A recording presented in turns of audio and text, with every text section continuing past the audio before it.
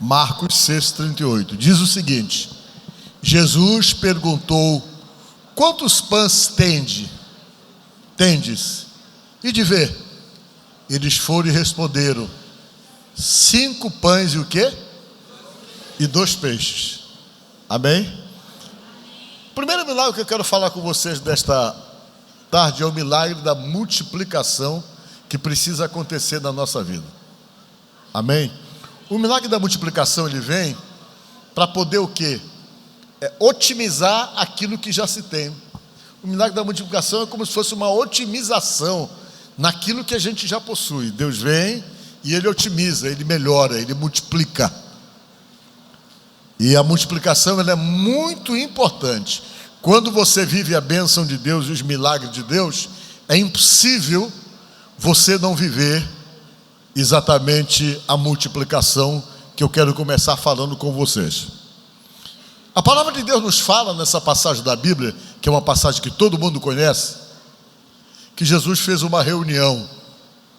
Ele fez uma reunião numa época que não era uma época muito boa para ele, uma época muito nervosa, uma época muito delicada, porque estava todo mundo querendo matar ele fora da hora. O pessoal estava de olho nele, querendo matá-lo e tal. O sistema religioso estava revoltado com ele. E Jesus, muito esperto, resolveu não ir para Jerusalém. Ele resolveu ficar na Galileia, porque lá na Galileia não era o centro do poder. O centro do poder era Jerusalém, e a Galileia fica a 200 quilômetros de Jerusalém, da Judéia. E naquela época 200 quilômetros era 200 quilômetros. Hoje não é tanto assim. Você pega um carro, você cobre rapidamente. Mas você cobrir 200 quilômetros naquela época, você precisava de no mínimo aí umas 5 horas, uns 5 dias de caminhada. E Jesus ficou na Galileia, porque ele sabia como é que estava o espírito de todo mundo. E o pessoal estava em trânsito. Por que o pessoal estava em trânsito?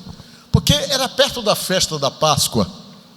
E quando havia festa da Páscoa para os judeus, só tinha um lugar onde eles podiam celebrar. Era Jerusalém, porque lá que tinha o templo. Aí todo mundo ia, era aquele trânsito nas estradas de Israel, o pessoal passando em direção de Jerusalém, porque o lugar só podia ser feita a festa lá. Todo mundo descia, as pessoas vinham em caravanas, desciam. Tem até uma passagem que diz que Jesus, quando foi para a festa com a família dele, um dia quando ele era pequeno, os pais dele até esqueceram dele lá, depois que vieram voltar na metade da viagem para ir buscar ele, diz a palavra de Deus, porque todo mundo tinha que ir. As pessoas iam fazer o quê? As suas obrigações diante de Deus, todo ano. E essa festa judaica acontecia no primeiro mês, no mês de abril, que eu já falei para vocês que era o primeiro mês. Então era o Nissan do calendário judaico. E eles iam para lá, todo mundo ia. O que eles iam fazer lá? Eles iam fazer oferenda, ofertas em favor da busca do perdão dos seus pecados. Eles levavam animais para sacrificar, para poder pedir perdão a Deus e oferecer as suas ofertas para Deus também. Era isso que eles iam fazer. E todo mundo ficava em trânsito, e Jesus ficou ali e disse: bem, eu vou ficar por aqui. E o pessoal tomou conhecimento que ele estava ali. E as pessoas estavam muito voltadas para Jesus. Aí todo mundo foi procurá-lo. E aquela multidão foi procurar ele, o pessoal que estava em trânsito, que vinham das vilas, das aldeias. E ele resolveu então fazer uma pregação. Só que essa pregação demorou 3 dias. Ele fez, na verdade, um seminário. Aproveitando a multidão, ele foi, reuniu todo mundo e começou a ensinar as pessoas, começou a dar ensinamento para as pessoas. E os dias foram passando e as pessoas foram simplesmente gastando o que elas levavam para comer no caminho. Basicamente, o que as pessoas levavam para comer no caminho quando viajavam para Jerusalém, eles levavam pão e peixe. O peixe era frito, já ia frito o peixe. Eles iam comendo no caminho, nas caminhadas, até poder chegar lá em Jerusalém. Quando eles chegavam lá, tinha comércio para eles comerem o que eles precisavam comer. Mas enquanto eles estavam na caminhada, eles tinham que levar. E eles levavam peixe assado e pão. E Jesus se reuniu ali, e eles ficaram 3 dias lá ouvindo Jesus. E nesses 3 dias eles comeram tudo que eles tinham levado, que eles pararam no lugar. e já não tinham mais o que comer, já estavam com fome. Aí Jesus, quando terminou a sua pregação, que terminou aquele seminário, ele parou e falou que queria dar de comer às pessoas que estavam ali. Os discípulos: mas não dá, Senhor, é muita gente. Nem se a gente tivesse 200 denários de pão aqui para dar para todo mundo, mais ou menos quase o salário de um trabalhador do ano inteiro, a gente não ia conseguir comprar tanto pão para dar para todo mundo aí, porque é gente demais. A Bíblia diz que tinha 5.000 homens. Se você for contar que numa reunião tem mais mulher do que homem, ali já tinha mais de 10.000, sem contar as crianças. Aí eles chegaram: Senhor, não dá, é muita gente. Jesus: vai ver o que é que o pessoal tem aí. Aí o pessoal foi, naquele texto que nós lemos, e de lá e dá uma olhadinha lá. Aí eles foram lá e disseram: olha, tem um garoto aí que tem 5 pães e 2 peixes. Mas o que é 5 pães e 2 peixes para essa multidão toda? Jesus disse no outro texto: tragam-me aqui esse garoto, manda ele vir aqui comigo. E o garoto foi lá com Jesus. O Jesus pediu o pão do menino e pediu o peixe dele. Você me dá aí o pão seu que você tem aí para mim? O garoto disse: não, está aqui, eu entrego para o senhor, sem problema. E o menino deu para Jesus. Jesus disse: pois é. Disse os discípulos: agora você senta as pessoas aí em grupo de 100, de 150, manda eles sentarem aí na relva, que a gente vai dar de comer para esse pessoal todinho. O pessoal: mas como, né? O pessoal ficou naquela: de que jeito vai ser isso? Ele pegou, foi e disse: recolham também vasilhas, cestos, tudo que as pessoas têm no meio da multidão, recolhe para nós, traga aqui para nós. Aí os discípulos foram buscar, recolheram tudinho, colocaram aquele monte de cesto na frente de Jesus, e ele com os pãezinhos e os peixes na mão, que com certeza estavam fritos ou assados. Ele pegou aqueles pães, diz a Bíblia, começou a partir, e ele começou a encher os cestos todinhos, diz a Bíblia. Encheu o primeiro cesto, depois encheu o segundo cesto, encheu o terceiro cesto, e ele partia pão e partia peixe. Quando ele acabou de partir tudo aquilo que encheu, uma montoeira de cestos, ele chamou os discípulos e disse: agora vocês vão e passem no meio das pessoas, entregue para cada um deles peixe e pão, para que eles comam à vontade. A Bíblia diz que os discípulos ficaram vendo aquilo, parecia estranho para eles. E diz a palavra que eles foram, deram de comer para a multidão, as pessoas comeram, que sobrou, e diz a palavra que ainda sobrou 12 cestos de pães. As pessoas deixaram espalhado lá aquele monte de pão. Jesus, que era organizado, chamou o discípulo: pode recolher o que sobrou aí tudinho, pode recolher. E os discípulos foram lá, sobraram o que as pessoas tinham comido e deixado lá. Ele juntou tudinho, sobrou e encheu um monte de cesto. E diz a Bíblia que ainda sobraram 12 cestos de pães, que alguns teólogos acreditam que Jesus escolheu aqueles pães, sabe para quê? Para dar para o menino que tinha dado os 5 pães dele. Provavelmente o menino recebeu 12 cestos de pães, porque foi ele que se disponibilizou em dar os 5 pães que ele tinha. E nesse processo que nós estamos falando aqui, aconteceu a multiplicação para as pessoas, e com certeza a multiplicação do menino que entregou alguma coisa. Diga glória a Deus. Por que eu estou falando isso para vocês? Porque sempre que Deus precisa multiplicar alguma coisa na vida da gente, a gente tem que entregar alguma coisa para Ele. Se você não entrega para Deus alguma coisa relacionado àquilo que você está querendo que se multiplique, com certeza Ele não vai ter o início da multiplicação, porque a multiplicação, ela não acontece se não houver nada na mão de Deus. Vocês estão entendendo? Quem está entendendo, diga amém. Por quê? 0 vezes 0 é o que? É quanto? É 0. Então, para haver a multiplicação, a primeira coisa que você tem que fazer é entregar para Deus alguma coisa. E baseado nisso, essa é a razão pela qual muitas pessoas não entendem, porque Deus exigia das pessoas que, quando iam ao templo, que levassem alguma coisa para Deus, porque Deus entendia que era exatamente dentro daquele contexto que Deus poderia simplesmente operar a multiplicação no meio do seu povo. Porque diz a palavra de Deus que uma das coisas que Deus pedia muito é que as pessoas não comparecessem diante dele de mão vazia. Por que ele dizia: não compareçam diante de mim de mão vazia? Por quê? Porque ele precisava da entrega para poder operar a multiplicação. Sem a entrega, ele não tinha como fazer que houvesse multiplicação no meio do povo dele. Então ele chegava e dizia: quando vocês forem para a celebração, para qualquer coisa que vocês forem no templo, leve alguma coisa, não apareçam lá de mão vazia. Por quê? Porque Deus precisava então dessa primeira partida nossa, para que ele pegasse aquilo e operasse a multiplicação, como ele operou com os pães que aquele menino deu. O que eu estou falando para vocês está em Deuteronômio, capítulo 16, versículo 16. Fala isso. Eu mandei um quadradinho aí, não foi?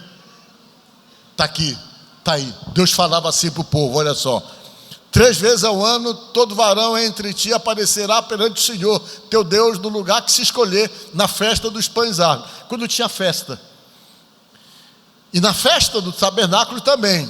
Eram 2 festas. A dos pães árvores era uma festa que eles não comiam fermento durante o período, como se fosse assim uma rejeição ao próprio pecado. E a do tabernáculo, que era a festa em que eles ficavam 7 dias morando numa casa de palha. Ainda que eles tivessem a casa deles toda construída, bonita, mas na época da festa dos tabernáculos, eles tinham que fazer do lado da casa deles, ou no quintal, ou em qualquer lugar, uma casinha de palha bem humilde, e eles ficam morando ali. Até hoje acontece isso. Eles ficam morando naquela casinha de palha. Por que eles moram lá? Porque Deus determinou para eles fazerem essa festa. Por quê? Para eles não esquecerem do lugar de onde eles vieram. Deus estabeleceu essa festa para eles não ficarem orgulhosos, não ficarem arrogantes, mas entenderem, acima de tudo, para eles não esquecerem as origens deles, porque quando Deus os trouxe lá do Egito, onde eles eram escravos e não tinham nada, estavam com a vida realmente totalmente destruída, vivendo uma situação de humilhação, e Deus os trouxe, deu para eles nome, deu para eles estrutura, deu para eles até riqueza, estruturou a vida deles, e Deus disse: então, por causa disso, vocês têm que fazer a festa dos tabernáculos, morarem lá numa casinha de palha, para vocês nunca esquecerem a origem de vocês, não esquecerem que eu tirei vocês lá da situação de escravo e coloquei no lugar de bênção. Diga glória a Deus. Era essa festa, a festa dos tabernáculos. E Deus diz: quando vocês vierem para essas festas, não aparecerá de mãos vazias perante mim. E quando ele falava isso, parecia: poxa, Deus estava interessado no quê? Interessado em ter alguma coisa para multiplicar. Diga glória a Deus. Então a gente tem que fazer isso. E como é essa dádiva da multiplicação? São de várias formas. A Bíblia diz que o dar é o princípio do receber. Vejam bem você. Quando eu falo em dar, eu não me refiro só em dar na igreja. Vocês estão entendendo? Não é só na igreja, não. Quando você ajuda uma pessoa, até que você não conheça, que você dá a mão para alguém, que você vê o necessitado, você ajuda, você se sensibiliza com uma situação e tira um pedaço do dinheiro teu para poder ajudar. Vamos dar um exemplo aqui. Lá o Hospital do Câncer. Vocês estão me entendendo? Quando você vê uma necessidade em um determinado lugar e você tem disponibilidade para isso, você se predispõe a ajudar. Tudo que você faz nesse sentido, você recebe de troca, porque o próprio Jesus falou e disse para nós e afirmou que o princípio de todo o reino de Deus é esse, em dar. Por isso disse Jesus: dai e ser-vos-á dado. Diga glória a Deus.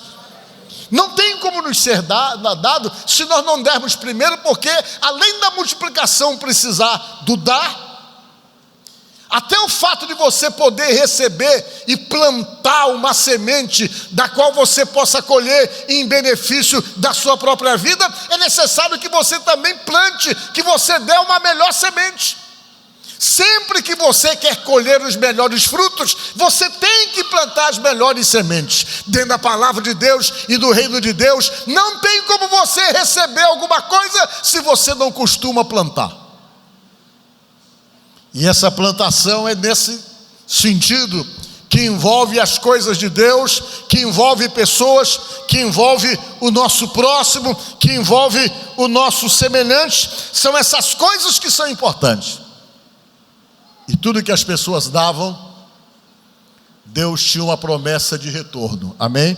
Vamos ver mais um verso aqui. Êxodo capítulo 25, versículo 1 e 2. Esse aí eu também mandei o... Só não está na ordem, né? É Êxodo 25, verso 1 e 2. Tem um maior que eu mandei, que está todo junto assim. Então, o Senhor a Moisés dizendo: fala aos filhos de Israel que me tragam oferta alçada de todo homem cujo coração se mover voluntariamente, dele tomareis a minha oferta, dizia Deus. Deus dizendo a Moisés: olha, para eu abençoar, diz para eles me trazer oferta alçada. O que é isso? Eu peguei o texto dizendo para você ver. Que negócio de oferta? Naquela época não tinha dinheiro, não existia dinheiro. O dinheiro veio, parece-me que no século, eu falei um dia desse, acho que no século 3, que inventaram na Turquia. Antes não tinha dinheiro. A moeda das pessoas era fruto da terra. A moeda que as pessoas tinham, que movimentava a economia, era aquilo que ele plantava, era a mão de obra do trabalho dele, era isso que era a moeda, que proporcionava troca. Não havia dinheiro nessa época. Então, nessa época, a oferta, ela era o fruto da terra. As pessoas iam para a igreja, e quando iam para a igreja, elas levavam o quê? Levavam a sua oferta, que era o fruto da terra, que era o princípio que Deus estabelecia para poder abençoar a vida das pessoas. Eles, para poderem viver e terem comida, eles precisavam que a terra produzisse. E Deus estabeleceu que eles levavam para o templo, e aquilo que era levado para o templo servia para a manutenção dos levitas. Quem eram os levitas? Era de onde vinham os sacerdotes, de onde vinham os profetas, de onde vinham as pessoas que cuidavam do templo, aqueles que cantavam. Esses levitas era a tribo de Levi. Eles eram o único que não podiam trabalhar na terra, mas a função deles era somente trabalhar no templo. E como eles trabalhavam no templo e não plantavam, essas ofertas que eram trazidas pelo povo para o templo servia para manter exatamente eles, manter os levitas, que eram as pessoas que tinham o trabalho de dentro do templo. E Deus falava: olha, quando vocês forem levar a oferta, leve as minhas ofertas alçadas. Por que o nome é alçada? Uns dizem porque elas eram altas, alçadas. Outros falam porque você precisava de alça para poder carregar, porque elas eram muito pesadas, porque elas eram de fruto. Pegavam, colocavam alça e levantavam no templo. Vocês estão entendendo? Mas há quem diga também que elas eram de alças, porque ninguém conseguia carregá-las devido à quantidade, se não colocasse alça para poder levá-la para o templo. E as pessoas levavam. Por que eu estou falando para vocês? Porque tudo isso era que gerava a prosperidade do povo judeu. Essa história que eu estou contando para vocês foi um tratado que Deus estabeleceu como regra na vivência juntamente com o povo judeu. Agora vamos ver aqui algumas coisinhas que eu acho importante comentar com vocês, até porque falam de princípios que estabelecem prosperidade. No Novo Testamento, Gálatas 6,9, também mandei aí. Gálatas 6,9, o que é que diz? 6,9, esse é o 6,10. 6,9. E vamos falar junto? E não nos cansemos de fazer o bem, pois no tempo próprio colheremos, se não desanimarmos. Diga glória a Deus. Deus está dizendo para você não cansar de fazer o bem. Por que Ele está falando isso aí? Porque quando você faz o bem para qualquer pessoa, não espere receber da pessoa. É de Deus que você vai receber. Diga glória a Deus. Eu digo isso para você porque a gente se decepciona muito em fazer bem para as pessoas. Talvez muitos de vocês que estão aqui já sofreram ingratidão para pessoas que você fez o bem. Alguém que você estendeu a mão, alguém que você procurou ajudar, um dia veio, deu uma rasteira em você. Tem alguém que já passou essa experiência boa? Levante a mão. Muita gente, né? Você vai e você se decepciona. E geralmente isso pode gerar desânimo para você. Você que de repente tem um coração bondoso, que quer ajudar as pessoas, você já passou tanta rasteira, tanta ingratidão de pessoas, que de repente isso pode bloquear você e fazer você desanimar com respeito a fazer alguma coisa para alguém ou fazer o bem para as pessoas. Mas é preciso que você faça isso, porque nisso inclui também a nossa prosperidade, a nossa multiplicação, no ato de fazer o bem. Porque quando Deus te levanta para fazer o bem para alguém, Deus faz isso e te coloca exatamente como instrumento para poder abençoar a vida da pessoa. Ele não está querendo que você espere da pessoa, não, que você pode não ter retorno daquela pessoa para quem você está ajudando.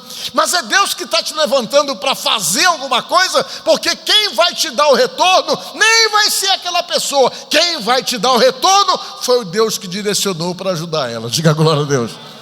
Ele vai, gera multiplicação na sua vida, e essa multiplicação vai acontecendo, e você começa a obter resultados pelo fato de estar fazendo bem, e não espere receber da pessoa, porque você pode desanimar, pode se decepcionar. Por isso Paulo disse, não desanimarmos de fazer o bem. Por que não desanimar? Porque não é da pessoa que você recebe. Você recebe do Deus que tem poder da multiplicação. Diga glória a Deus. Você dá e nem fica preocupado se a pessoa é ingrata. Fique tranquilo, porque Deus tem respostas de multiplicação para você. Diga glória a Deus. Amém? Eu, uma certa época, fiquei desanimado de ajudar os outros. A gente ajudava e pegava umas pauladas. Depois eu fui entendendo.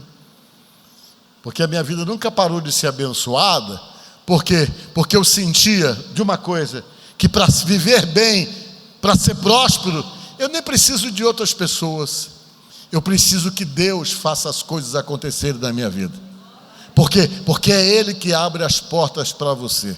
É Ele que cria possibilidades. É Ele que destrava os nós da tua vida, na vida financeira, na vida pessoal, na vida profissional. E se Ele estiver com você, ainda que alguém tente atrapalhar você, Ele vai lá, desatrapalha, mas Ele faz o que Ele quer fazer com você. Por quê? Porque Ele tem promessa com você.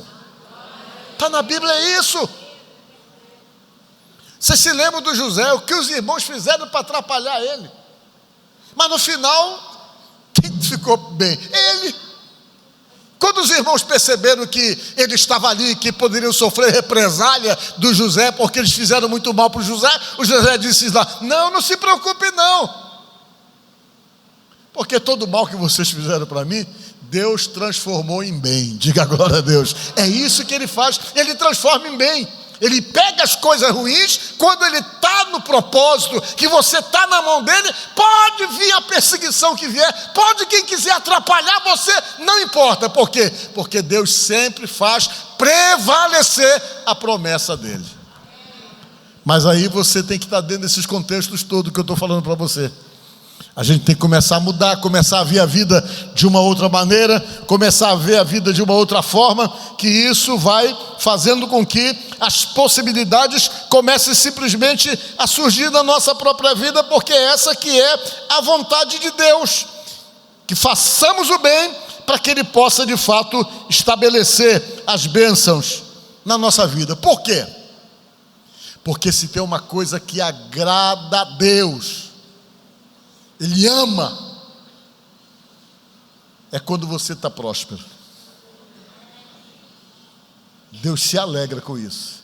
Por isso que você tem que fazer tudo o que Ele está mandando você fazer, para você poder viver essa prosperidade, nesse ano que está entrando. Vamos ver aqui, o Salmo 35, 27, também mandei bonitinho aí para você. Só para a gente encerrar, para não ficar muito tempo falando com vocês, que eu quero orar por vocês. Salmo 35, 27. Vamos ler juntos? Vamos lá. Cantem, alegrem-se os que amam a minha justiça, e digam continuamente, o Senhor seja engrandecido, o qual ama. Vocês entenderam como Ele se alegra quando você está próximo? Você pensa que Ele se alegra quando você está na pior? Está aí todo travado, pagando o almoço para comer a janta, não é assim que as pessoas falam? Não, isso não é de Deus. Ele ama e Ele se alegra quando você prospera. Mas para você prosperar, existe todos aqueles contextos que eu estou falando com vocês aqui. Bondade, fidelidade, ajudar pessoas, envolve tudo isso que vai provocar uma resposta de Deus para a sua própria vida. Sabe como é? Ter disposição para poder ajudar as coisas que são boas, porque todas as coisas que são boas, que você ajuda, seja de que forma for, com o dinheiro que for, você está plantando numa boa terra. E boa terra é aquilo que é correto, que você... Isso aqui é uma coisa boa, ajuda. Então isso aqui eu ajudo, por quê? Porque aquilo ali você sabe qual é a finalidade daquilo. Aí se torna uma boa terra. E se você planta numa boa terra, a Bíblia diz que você realmente obtém um resultado de Deus. O que é prosperidade que alegra a Deus, que Deus ama tanto? Quando você fala em prosperidade, a primeira coisa que você imagina é dinheiro. E não é só dinheiro. A palavra prosperidade significa ausência de necessidade. Digam comigo, ausência de necessidade. E a necessidade de uma pessoa não é só dinheiro não, gente. A gente tem um monte de necessidades. Às vezes a gente está necessitado de paz dentro de casa. Às vezes a gente está necessitado de união dentro da nossa família. A gente está necessitado de ver a transformação de um filho. Às vezes a nossa necessidade é ter uma certa estrutura financeira para poder dar o melhor para a família da gente. É a necessidade que a gente tem. E quando a gente começa a falar o que é necessidade, da qual a gente precisa da prosperidade, às vezes é uma série de coisas da vida da gente. E diz a Bíblia que Deus ama quando você está com a sua necessidade suprida. Diga glória a Deus. Seja na tua casa, seja profissionalmente, seja espiritualmente, seja emocionalmente. Porque às vezes as nossas necessidades são emocionais. Você até tem o que você gostaria de ter, mas está faltando algo, você está vazio. Essas necessidades emocionais são as que mais acabam com a gente.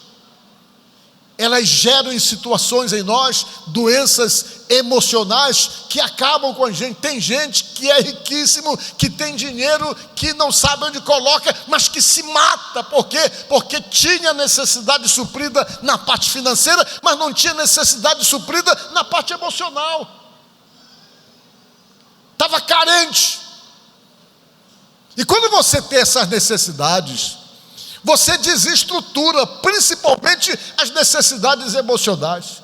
Que você não está bem, que você não se sente feliz, que você começa a desenvolver uma depressão, uma tristeza que não tem motivo de existir, que não tem explicação.